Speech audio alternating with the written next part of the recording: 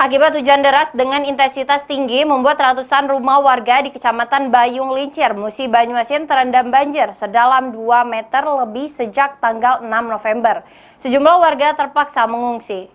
Air sudah mencapai ada 3 meter, 4 meter, sehingga Akibat hujan lebat dengan intensitas tinggi yang terjadi dalam beberapa minggu terakhir membuat Sungai Bahar meluap hingga merendam ratusan rumah warga di Kecamatan Bayung Lincir, Musi Banyuasin. Sejumlah warga terpaksa mengungsi sebab kedalaman air telah mencapai atap rumah dan diperkirakan kedalaman banjir sendiri berkisar dari 1 hingga 2 meter lebih.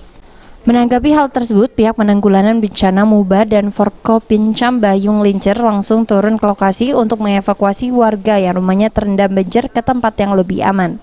Selain mendirikan posko banjir bagi warga yang mengungsi, pihak BPBD dan Forkopincam Bayung Lincir juga menyalurkan sejumlah bantuan seperti bahan makanan dan air bersih.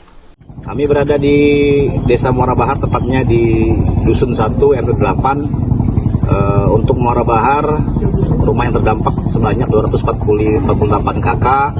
Alhamdulillah berkat peran Forkopincam, pemerintah desa, masyarakat setempat, serta stakeholder, kami sudah memberikan bantuan dan mendirikan 2 posko. Yang pertama di Desa Bayat Ilir, kemudian kami membentuk posko di Desa Muara Bahar.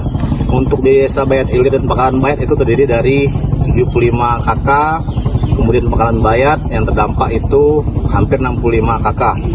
Dan alhamdulillah sore ini kami sudah memberikan bantuan. Ini yang terakhir berada di RT 8 yang berjumlah sekitar 150 KK yang ada di Desa Muara Bahar.